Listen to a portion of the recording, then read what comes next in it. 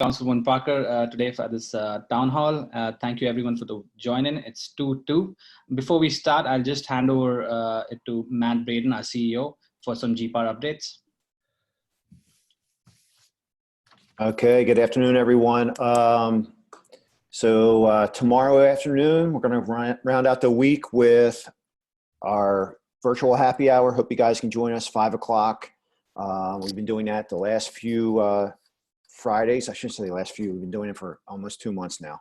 So anyway, join us. Good way to wrap up the week. Next week, we kick it off with Coffee Talk with President Stephanie Biello, 9 o'clock.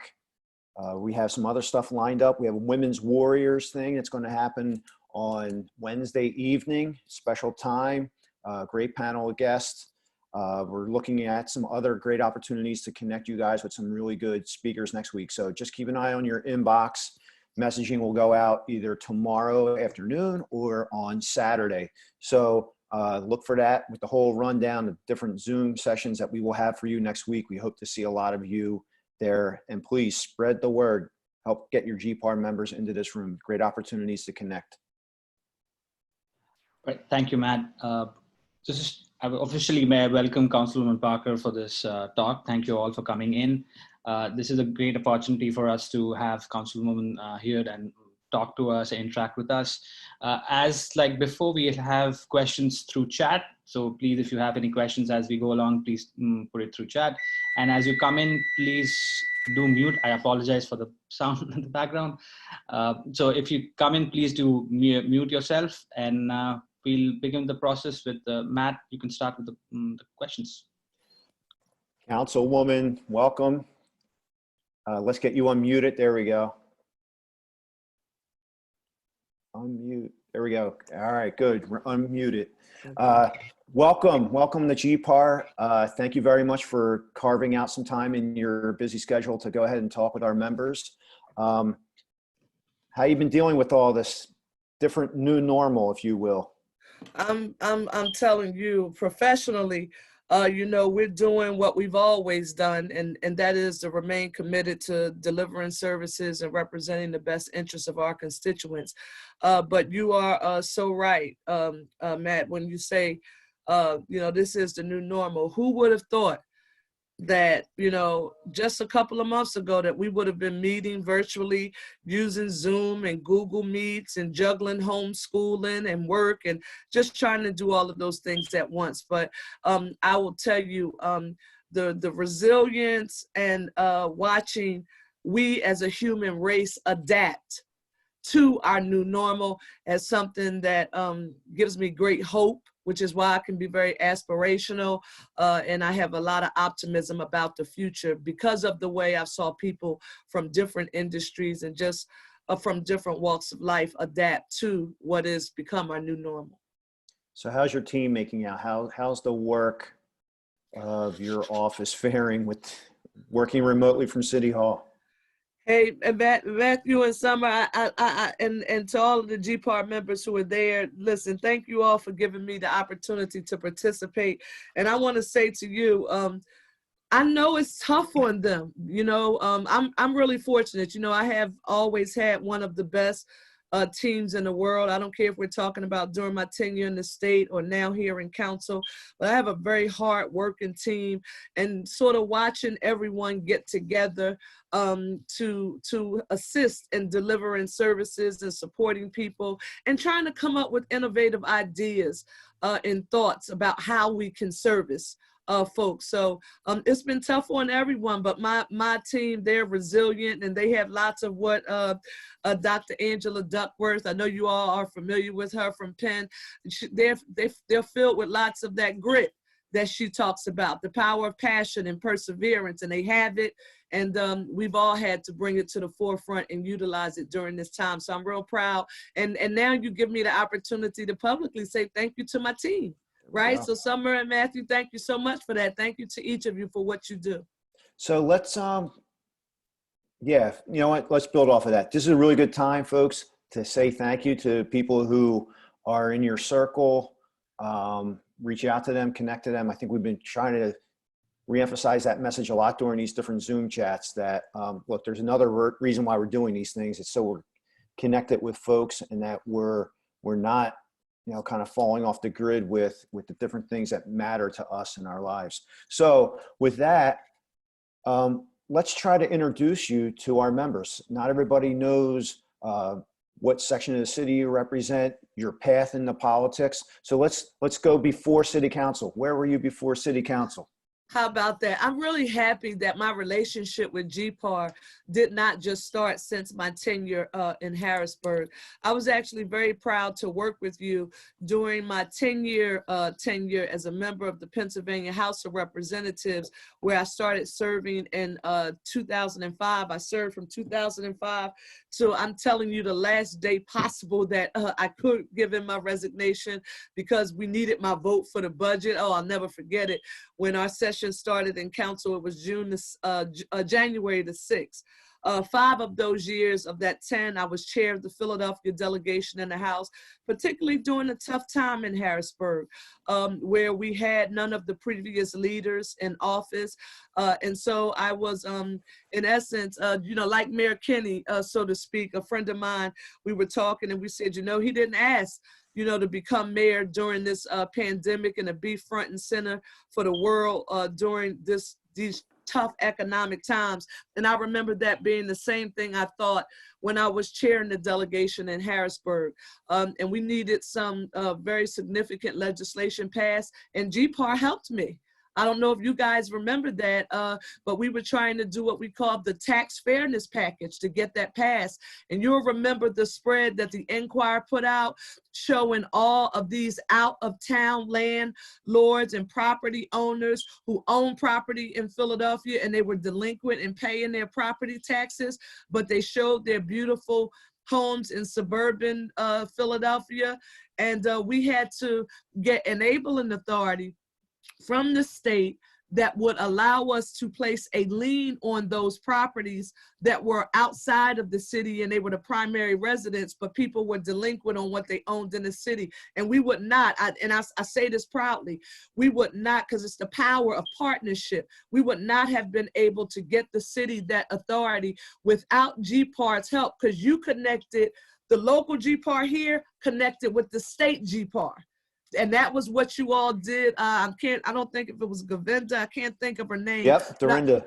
Oh, okay, Dorinda, and you all helped us do that. And so that was really the beginning of my working in partnership with GPAR.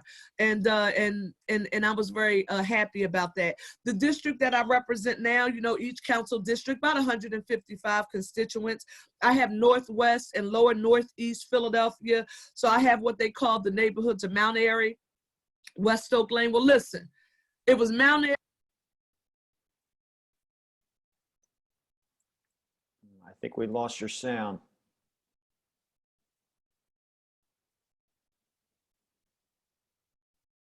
Okay. All right, we have some technical difficulties here. This is normally where you see the test pattern come up. I just also want to take a break, time just to thank Rachel Meadows, who is the Chief of Staff for Councilwoman Parker. And Rachel, thank you. We have been working together on issues. Sometimes not obviously we agree on things, but it's been a pleasure working with you. And thank you so much for the work you do for Councilwoman Parker and her district. Thank you so much. Absolutely, yeah. And if anyone has questions, particularly about the budget that are not addressed in this, I'll type my email in, and I'm happy to answer any questions if you have comments. I know nobody wants no new taxes. We've heard that message loud and clear, but we are at the beginning of the negotiating process. So yeah, but I'm happy to answer any questions or, field your comments to the councilwoman.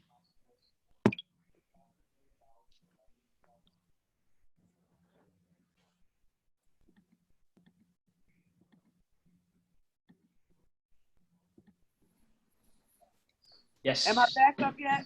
Yes. Yes, we hear you. Yes. Listen, it's really pretty weird doing this right now with from the phone. So just, you're really going to have to bear with me, because holding the phone and doing this at the same time it's really pretty interesting. Nevertheless, I have what is, it's Mount Airy, but people have tried to change the name for so many times, and I'm going to be calling on GPAR to help me with this. They're referring to it as Cedarbrook, but what is a primarily African-American community began buying homes here in the late 50s and the 60s, when the neighborhood changed and it was quote unquote gentrified. It suffered from a lot of white flight. It was Mount Airy when they purchased, and it's been changed. So I'll need your help with that. Also, West Oak Lane, East Oak Lane, Alany, portion of Logan, then Longcrest, Lawndale, and Oxford Circle and Burholme. And I have one of the most diverse constituencies in the entire city in the 9th district. And this is something that I'm extremely proud of, because you guys have heard me talking about this forever. And that is that 95% of the 9th Councilmatic District is called middle neighborhoods. And middle neighborhoods are those communities that are right in the mix of those neighborhoods that could go boom or go bust. You know, we're not considered to be a district where there's an extremely high rate of poverty, although it's there. But compared to some other cities, not other cities, but neighborhoods, they consider this to be one of a great communities in the city of Philadelphia. So I'm really happy about that. Okay, good. So we have a little bit of background, your path into becoming not just the state lawmaker, but also city council. You made that transition. So I'm sure you didn't have anything like this out in Harrisburg, and you didn't have it for your first term in city council. How is this operation of virtual legislative practice? How the heck is it working? Is it not working? Are we using your phone? How's it going? How's it going trying to get the work of city council done? Hey, Matthew, listen, we've watched city councils, state legislative bodies across the nation have to figure out a way to do this in a manner that's extremely transparent and easily accessible to the public, because we have legislative bodies have governing rules, and we have sunshine laws, right, where we have to adhere to. And how do you find a way to ensure that the public is aware of our work, what we're doing, the public is able to weigh in? And that's a very important part of what we do in council. And I've got to give a huge shout out to Philadelphia City Council President Darrell Clark, all of the leadership, Councilman Squilla, Councilman Jones, and all members of council, the committee chairs, the members, everyone, because we've been trying to operate in a manner that helps us be as efficient and effective as possible, but also as transparent. So, you know how when we talk about essential workers, Matthew and Summer, listen, guess what comes to mind?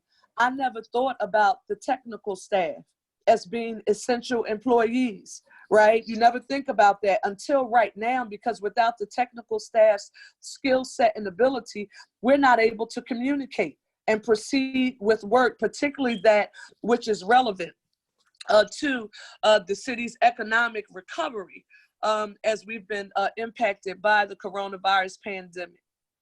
So special thank you to all of the City of Philadelphia employees, those who've had an impact on our ability to continue to function and deliver services, but also all the healthcare providers. I think about sanitation workers, police, and fire. And Matthew, in Summer, that's a really good point for GPAR to think about, because for me as a local elected official, as a member of council's leadership team, folks ask me sort of, Sherelle, what's your frame of thinking about governing? And I know a lot of people have introduced legislation in council, and what do you think about where council's focus should be? First of all, we've got a $649 million gap, almost $1 billion gap in the city's funding. All right, we've all of the revenue that has been lost as a result of COVID-19. My first, foremost, and primary concern is how do we keep the city of Philadelphia's basic city services up and running. Now I'm talking about sanitation. I'm talking about public safety. I'm talking about public health. How do we keep the city of Philadelphia standing in general? And that's my number one concern. But that was a great question. Thank you. So we need to get into the budget. Obviously, Rachel kind of teed it up a little bit when we were working through our technical issues. But just for our GPAR folks, the way the budget works, just in terms of a timeline, generally speaking, the budget gets introduced late winter, and then we creep into the spring, and then pretty much you have about 6 weeks where it's just solely focused on hearing after hearing after hearing, where it's just a parade of various city departments coming in, talking about the work of the department, trying to justify the money that they need to run. We go ahead and we look at that, and then it's wrapped up by the end of June before recess starts. What's the timeline looking like, and how are they going to handle, city council handle those different hearings for all those different departments? Really good question. So one, you will notice again that we in City Council, we cancel for procedural reasons. And I want you all to also be mindful of this. We've established a rule that, you know, all of the legislation that we introduce, it has to be central and directly associated and or germane to COVID-19 and the city's economic status right now. And so no COVID-19 legislation has passed out of any committee recently, and there is no legislation that needs to be moved forward by council. So when you describe what that sort of schedule is like, in fact, budget hearings are scheduled to begin on this coming Monday, May 18th. And I believe other committees, they at that time will begin to schedule meetings, and that will begin on the last week of May. So once legislation begins to move out of these committees, you can expect to see sort of kind of more regular schedules. I wouldn't be surprised if council does not technically end on June 18th as planned, and we instead have some special sessions over the summer, because this is what I want you to think about. And this is where your help will come in. This is where GPAR can take a very active advocacy role. With all of the federal legislation that has been passed, and all of the dollars that have been dedicated to reimbursing states and locals for COVID-19 related expenses, the federal government did not give cities, or states for that matter, the ability to use stimulus dollars to replace COVID-19 revenues that were lost as a result of COVID-19 pandemic. They did not. So Sherelle, what do you mean? The wage tax that we lost, you know, that's the #1 revenue generator for the city. City's general fund is wage tax. The property taxes, the UNO taxes, the BERT taxes, all of the revenue that is used in order to keep the city of Philadelphia up and running and keep us afloat, all of those revenues have declined. The only two, sales along with beverage tax, those are the only ones I haven't seen decline, but every other revenue source that the city of Philadelphia depends on has declined, and the feds have specifically and explicitly not allowed us. Now you can let folks debate whether or not it was an administrative decision at the federal government or it's because of the legislation. But when you hear them working on this next package, specifically for states and local governments, I need you, any relationships you have, any letters you could write, to advocate for that funding going directly to local government, and that when they give it to us, they have to take the handcuffs off. They have to give states the ability and allow us to use those dollars to replace revenues that were lost as a result of COVID-19. And that is, again, Matthew, I'm always trying, I'm a former teacher, so you guys, from an assignment perspective, you're never going to have me have a conversation with the constituency and I don't put an ask, you know, a very actionable item on the table.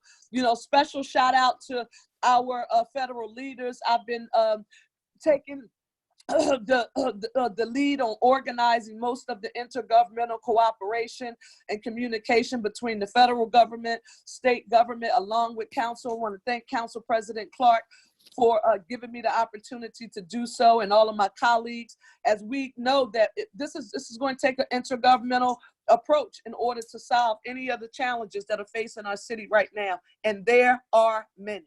So there will be nothing normal about this budget process.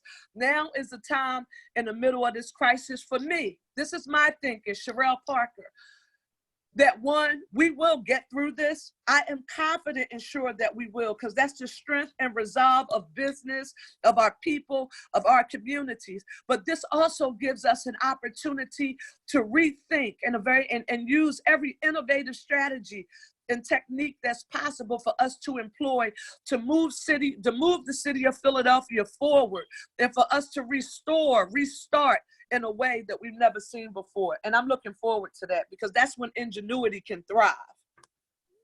There we go. So speaking directly about the budget, what is giving you pause about the budget that has been presented by Mayor Kenney?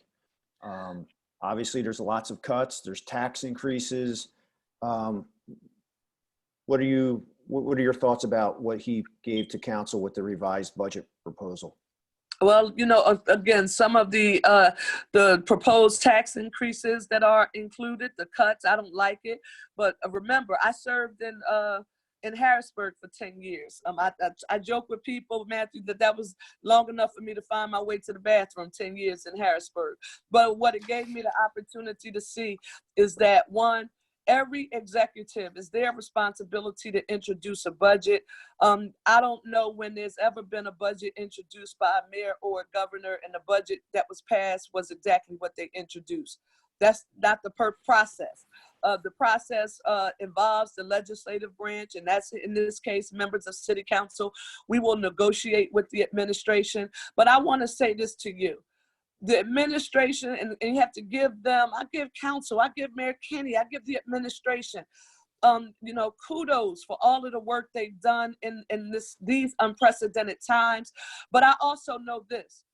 In communicating with the federal government, our federal officials, the senatorial delegation, congressional delegation, Boyle, Evans, Gay Scanlon, help is on the way, Matt. Help is on the way. The federal government is going to pass a package that includes stimulus, and it may not happen right now, and that's the problem. So for me, I know help is on the way, but the timeline in which it will get passed, I don't think it's going to run parallel to our constitutional responsibility to get that budget passed by June 30th. And unlike the federal government, we can't deficit spend, right? We can't say, okay, yeah, we have X, you know, amount of dollars that force us, you know, into a deficit, and we're going to borrow against future generations. We don't have the ability to do that. We have to have a budget. It has to be passed by June 30th, and it has to be balanced, right? And so we will get through this process trying to do the least amount of harm as possible, but knowing that when we pass a budget, we can, if the federal money comes after we pass the budget that we've made cuts to, and I don't say if, I say when, because I believe it will come, because it's not just Philadelphia and Pennsylvania. This impact is hurting states and cities across the board nationally. We'll have to come back and do other sessions, emergency sessions. I mean, every procedure that's available to us regarding this legislative process, we'll have to use it in order to ensure that we do the best we can in addressing the fiscal crisis that's currently facing our city. So let's drill down a little bit and get into things that our folks are, you know, involved with every single day, and that's real estate. So what are your thoughts on that real estate increase, specifically on the increase that's proposed for real estate tax? Well, listen, it's on the school district portion of the tax. Again, I understand it. We have to generate revenue. We've lost revenue. You have to find a way to replace it, right? And that was what the mayor proposed. Is it something that I'm excited about? Absolutely not. And we will work through a process in council where we fill in that gap. And remember, I told you about that hole, right? About $649 million. That's almost $1 billion that we need to find a way to replace. Again, federal help, I believe, is on the way, but we have a budget process and we will get through it. I want to say this to the industry. You are important to me, not just from an ownership perspective, because I've been unapologetic. Remember, I told you I have a district with one of the highest rates of home ownership in this city. Although the city now is about 51, 49. Some people say, no, Sherelle, you're being optimistic. It's 50-50 now. That's how much, the numbers have dropped relative to home ownership versus renting right now. Be that as it may, depending on whose stats you decide to affirm. But I know it's smaller than it used to be. And so every policy and procedure that I could think of that we could potentially employ to preserve home ownership, I've fought for those. Again, unapologetically about them in council. And when I think about some of the legislative initiatives that have been proffered in council, I know what people who rent, I know what they're facing right now. And I've had people to call me with some very gruesome stories. But and I want to be clear with you about this. I've said to different constituencies, and boy, oh boy, I've had my share of Zooms and Google Meets, that I am not interested in trying to pit industry against Philadelphia residents or residents against industry. When I think about renters and homeowners, I also think about GPAR members. I think about those who own rental properties that are helping to provide affordable rental units to Philadelphians. And I think about those of you who are selling houses. And so as we get through council, I'm real clear that what I'm focused on is how we're going to find a way to replace those revenues that were lost to COVID. But I also will pay very close attention as we move forward through the legislative process to any legislative initiatives that are proffered and how they're not just going to impact, again, to pit industry versus resident versus industry. I'm not. I think that's very narrow-minded, and quite frankly, I think that is not a perspective that we should be employing during this time, because we need industry to be up and running and thriving, right? Because when industry is up and running and thriving, and I don't care if we're talking about the restaurant industry, the hotel industry, any industry, retail industry, all of those industries are extremely important to Philadelphia's economic viability. And so I want them up and running so that we can make sure that industry and workers are both addressed and their concerns are met. So I'll be, as we move through this process and different legislation that's been introduced goes through the legislative process, I will treat it no different than I've treated any other legislation. I've always thought about first, what's the fiscal impact on the city of Philadelphia? How are we going to be helping the residents of our city? What is this going to do to the industry? The pros and cons, along with the legalities of each. So there is nothing about my process that I've used to discern whether or not I will be for or against any particular piece of legislation. There's nothing about that process that has changed as a result of COVID-19 and this coronavirus pandemic. We're still going to be very thoughtful. We're going to do our due diligence. My decision making is going to be data driven and research based. So I know I sound kind of boring because you're saying, Sherelle, we're in the midst of a pandemic, but I think it's the strategies and techniques that we've always employed and utilized in the past to make sure we research legislation, I think they're more important now than ever, right? So we need to double down on paying attention to cause and effect, impact. And again, I've never allowed anyone to put me in a box to say, oh, Sherelle's pro-industry, so she's against the people, or she's for the people, so that means she's against the industry. I've been very intentional, and very direct that I'm never going to allow anyone to put me in that kind of box. I hope I've answered your question, Matt. So, yeah, so moving on, talking about industry, our industry is one in which it has been deemed non-essential by the governor of Pennsylvania. And if we go ahead and we look across the entire country, 49 states have allowed real estate practice to be open to some extent. We're not talking about business as usual, We're talking about some limited stuff with all sorts of safety procedures put in place following CDC guidance. The Pennsylvania Association has been a huge advocate for this. They've put together a very lengthy and exhaustive best practices guidance for how real estate should be handled in this pandemic and going forward, so that realtors have good, sound guidance as to how to do this as safely as possible. Again, not business as usual. We're not talking open houses on a Sunday where you see the sign and the balloons. We're talking about a couple of people going into a property. To no avail, Governor Wolf will not open up. However, bicycle repair shops are open, golf courses are open, campgrounds are open, liquor stores, beer distributors, but somehow shelter has become non-essential. And so, Matthew, listen, we were just, when we were on our council budget committee meeting the other day, we were talking about the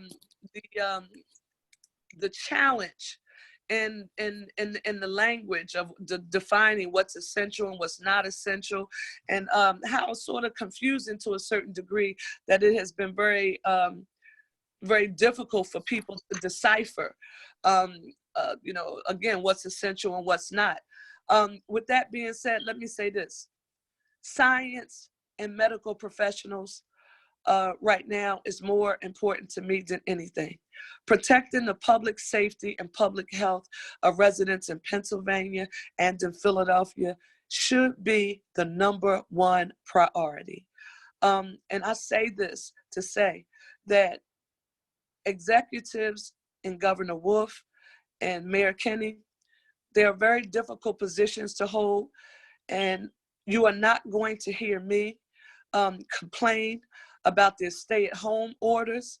I understand why, because they are listening to the expertise of scientists and medical professionals, and at this time, I think they should.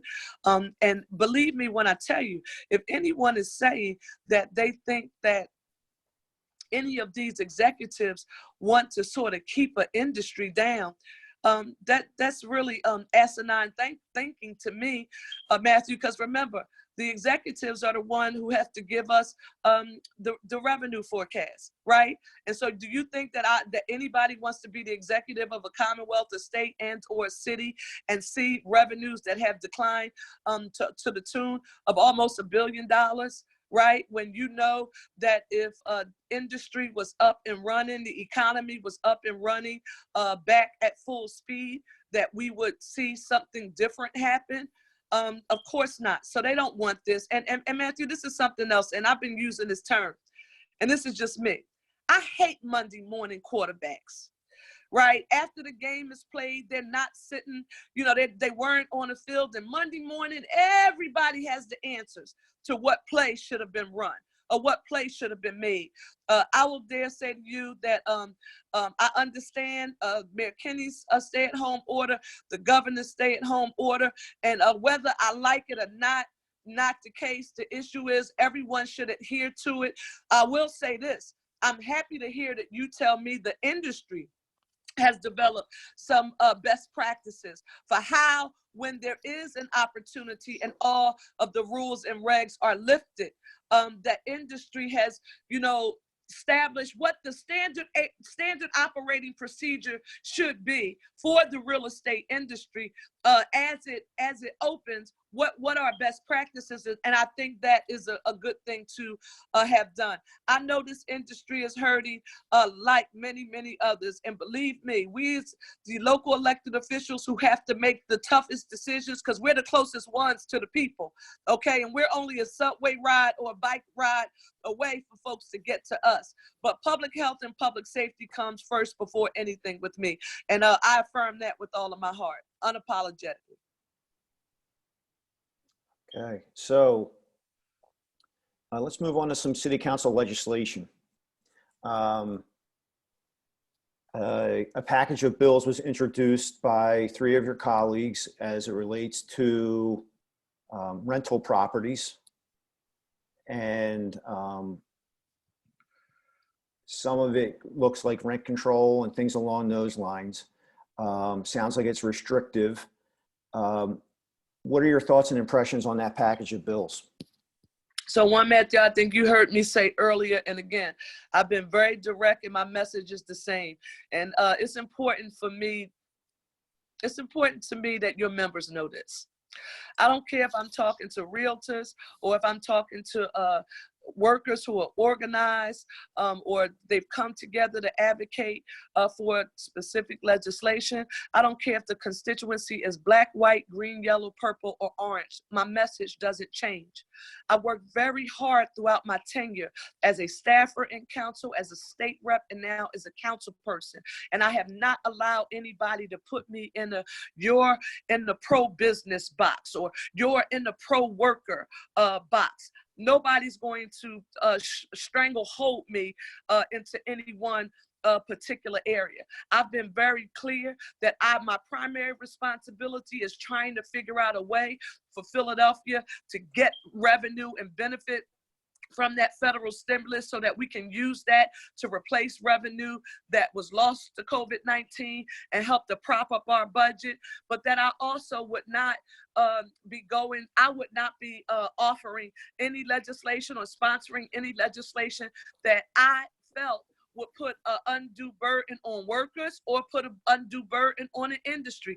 I would not do that. Again, I'm looking at everything through the lens of how do we find a way to cause the least amount of harm to all Philadelphians and all industries, and do it in a manner in which it is economically efficient, but also being as innovative as we possibly can to get the economy jump started and have like a pro-growth strategy.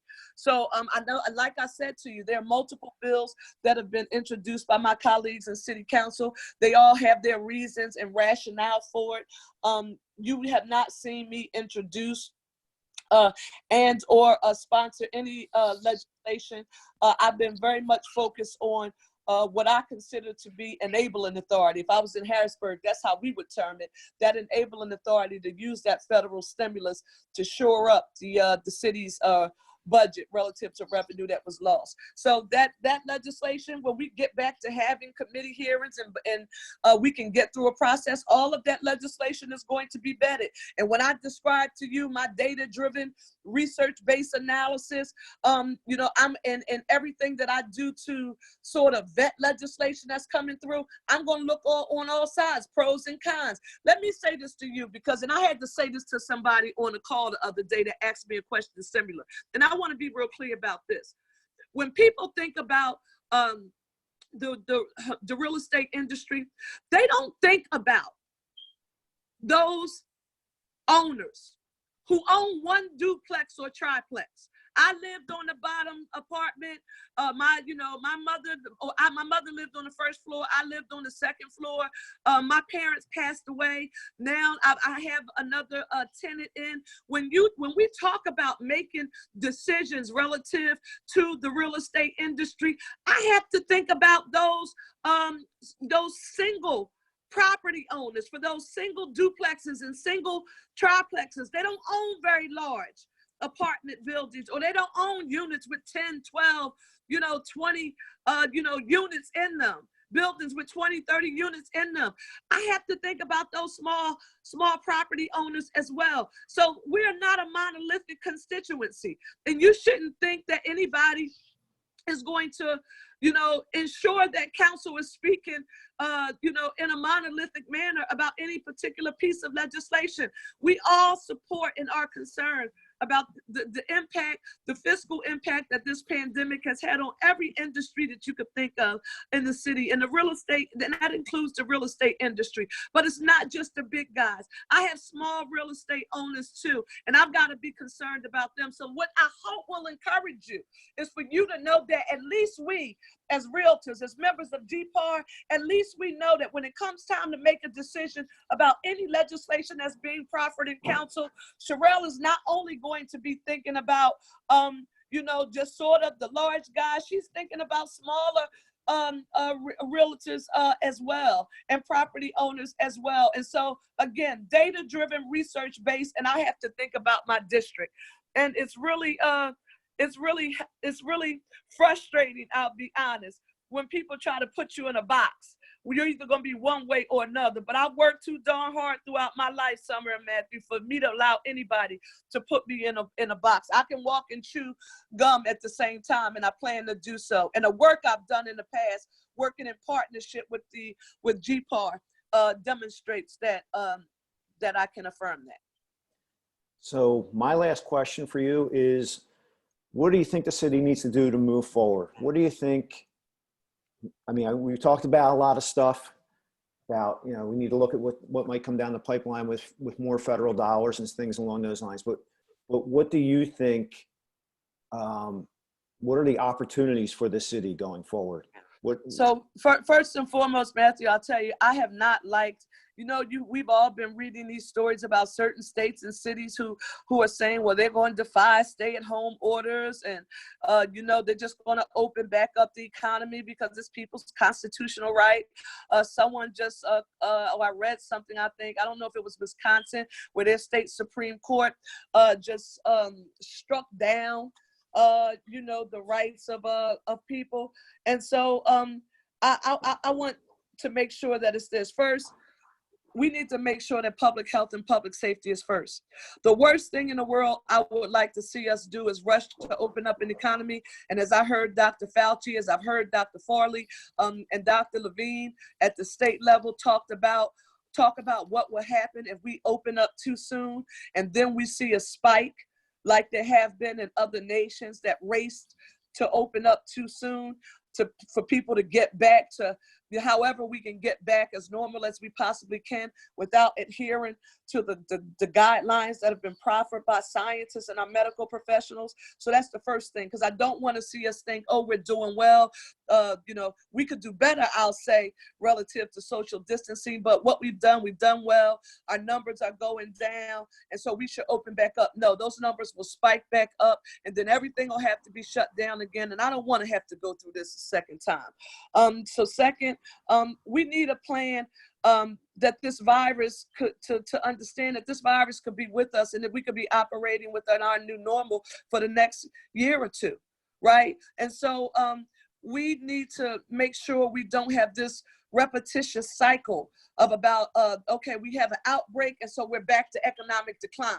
We have an outbreak now, we're back to economic decline. We're back to these astronomical, you know, unemployment numbers. If we're going to prepare for the next wave, we need to look at what other countries are doing relative to best practices.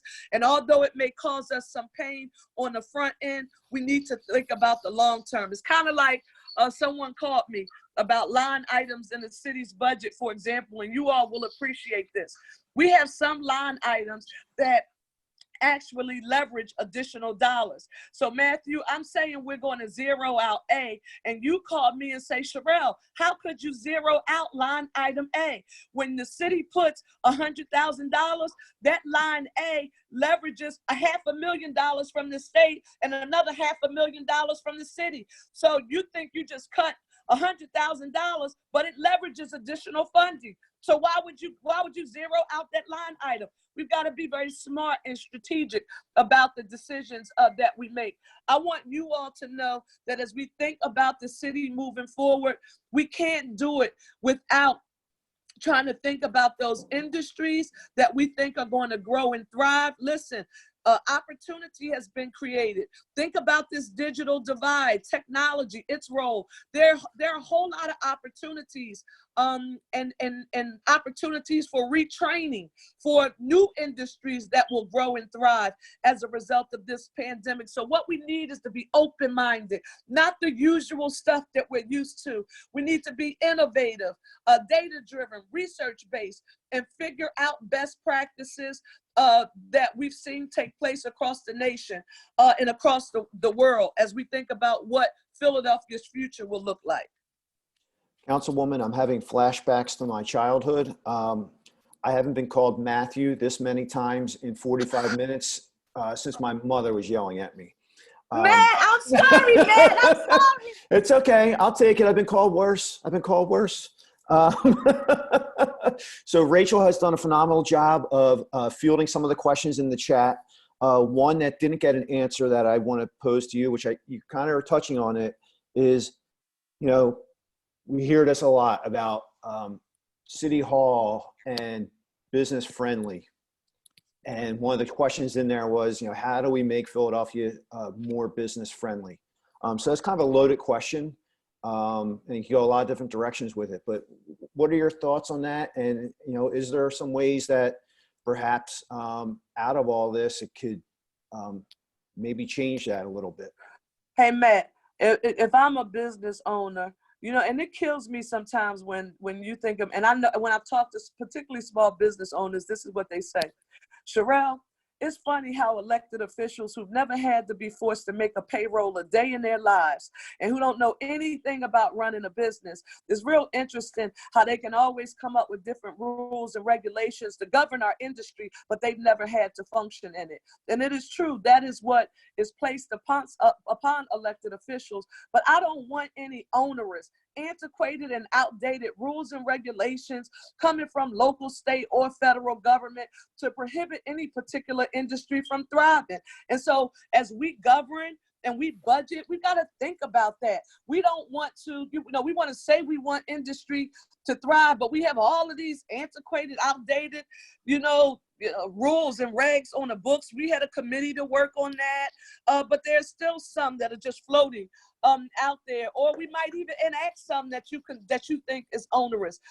That's why any decision making that takes place relative to policy development and implementation and or budgetary concerns, I've always committed that at my table, whatever I'm working on, Matt, this is the difference. And I want your members to think about this.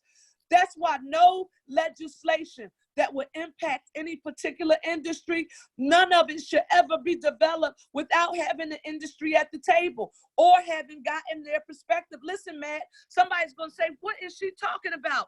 Even if I think that a particular industry agrees or disagree with what my perspective is, Matt, guess what I have, and I'm happy to have developed a reputation for doing this. It's been standard operating procedure for me, and there's nothing in the world anybody could do to make me stop.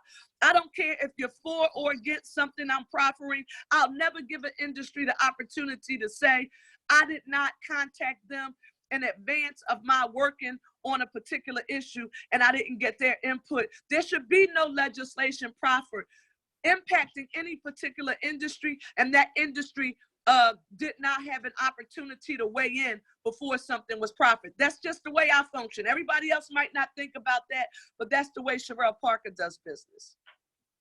All right, Councilwoman, we appreciate your candor, your honesty, carving some time out. I know you have a lot going on.